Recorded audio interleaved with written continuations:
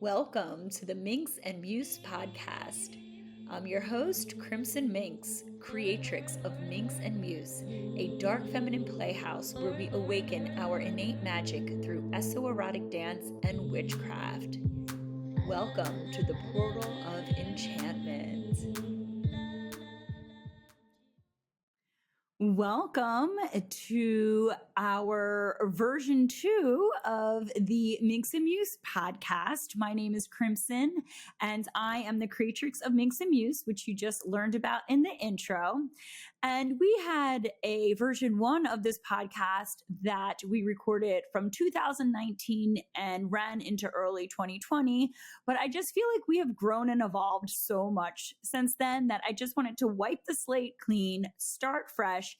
But if you're interested in past episodes, I will keep those up on YouTube. But I wanted to kick things off with this introduction to Esoeroticism, which is the version of dance and witchcraft that we teach and embody at Minx and Muse. So I filmed what I would feel is very cohesive video on the topic a few months ago for social media. So let's take a listen to that. I'm sure that you have heard me use the word Esoerotic before. It is the foundation of the work that we do here at Minx and Muse, but it occurred to me that I don't think I've ever done a video on it. So let's talk about it. What is Esoeroticism and how does it apply to our dance and our witchcraft? So first and foremost, Esoerotic is a word that I made up. I've since trademarked it, but it is a combination of the words esoteric and erotic. So erotic, sexual, sensual. Then esoteric, mystical, enigmatic. But it's also worth mentioning that eso means internal. So this is a practice created to help us experience internal transformation. So let's start with Esoerotic dance. I'm sure you correctly assumed that it is a sexy, sensual, maybe even raw and primal style of dance. But it is worth noting that not all sexy dance is esoerotic. So back to that internal factor. Esoerotic dance is not intended to be performative. Instead, it's meant to be experienced in a way that allows us to connect with our embodiment and reclaim our sexual sovereignty, which are very big claims. However, the way that we teach and support people in experiencing esoerotic dance allows them to enter what we call in magic a state of gnosis. And you can simply think about this as shifting brainwave states. And this is where we are out of mind, into body, and this is where the magic happens. This is where we connect with our bodies, and this is where the sexual reclamation takes place. And the thing is, this isn't something that you can understand or experience by me simply telling you about it. It's something that you have to understand by somatically feeling it and actually doing the work. So all this being said, embodiment, reclaiming our sexual sovereignty, finding our sexual power. This is the basis of esoerotic witchcraft. As esoerotic witches, we understand that we are not living fully in our power until we reclaim, own, and wield our sexual power and energy. And it is through this that we are able to show up as the ultimate creatrix of our life.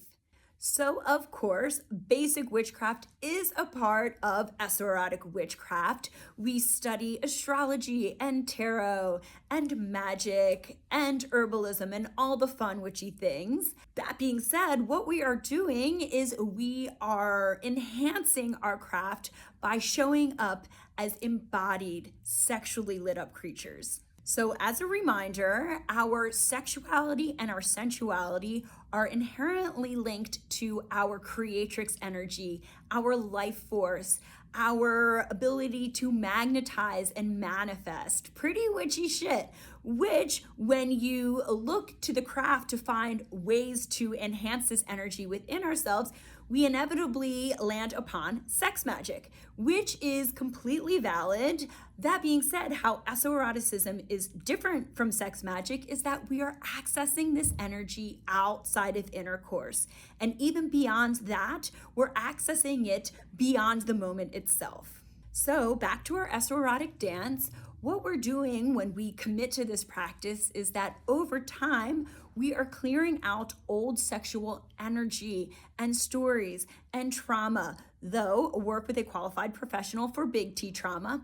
But first, we are healing. And then over time, we are ultimately building up our reserve so that we show up in our daily, everyday life, just overflowing with this sexual creatrix, magnetic, manifesty energy, which we can then put towards our craft, but also for just moving through our life with amplified intention. Because remember, we are constantly casting spells, whether we are consciously aware of it or not.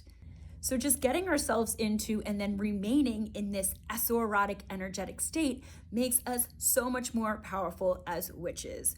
A way you can think about it is there can be a witch doing a candle spell, and then a second esoerotic witch can do the same candle spell, but theirs will be so much more potent and amplified because of the energetic state that they're showing up in. And I can't believe I haven't even touched on it yet, but the embodiment. So this is another super powerful aspect, because when we are embodied, what we're doing is we're becoming more deeply and strongly connected to our intuition, which as witches, hello, that's our inner oracle. So we can apply that not just towards our divinatory practices, but we are also then just being more clearly, divinely guided throughout our daily life. So I feel like I just took us on a wild ride. So let's rein it back in, and I want to make sure that it is clear. Esoeroticism is a way to access our sexual, sensual energy outside of intercourse. And we use this as a practice for internal transformation. A really easy way to access this esoerotic power is through the way that we teach dance and movement here at Minx Muse. And then the way that we apply it to our witchcraft allows us to show up in our utmost magical potential. I know this is getting super long, so I'm going to end it here. But first, final reminder, esoeroticism is not something that you can understand by hearing me talk about it. It's something that you need to understand by experiencing it, by somatically feeling it and doing the work. So hopefully that demystifies this word esoeroticism that you'll be hearing me use a lot in future episodes. And I'm really looking forward to having this primer video to send people back to when they are newly discovering our work.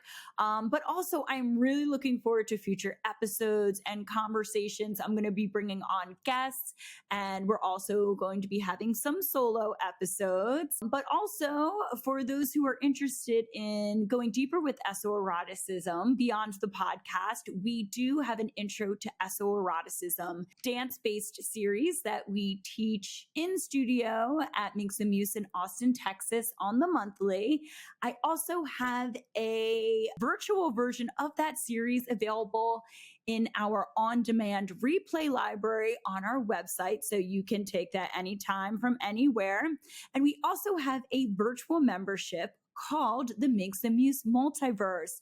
And this is really where we hold ourselves accountable and go deeper into esoerotic witchcraft. And this membership includes a monthly themed workbook, new moon and full moon toolkits that include like meditation, spell casting, astro reports. And it also includes a monthly master workshop, unlimited virtual classes where we have a weekly dance class, weekly astrology class, witchcraft basics class, and also a weekly community mysticism class. It also includes our private online group and our on-demand library, lots of other stuff. I don't want to get salesy. I just feel like I want to share all the things so I don't have to keep repeating these in the future, but we would love to dive deeper with you. But I would also be so honored if you just joined me for this podcast journey and subscribed and shared if you find it valuable. So I'm going to end things here. Thank you so much for tuning in, and I look forward to connecting with you again soon. Till next time. Thank you for joining me for the Minx Muse podcast. You can find show notes and learn more about the studio at www.minxandmuse.com. As a reminder, it is our birthright to transform, expand, and safely exist as sensual, conscious, and empowered creatures. I'll see you next time.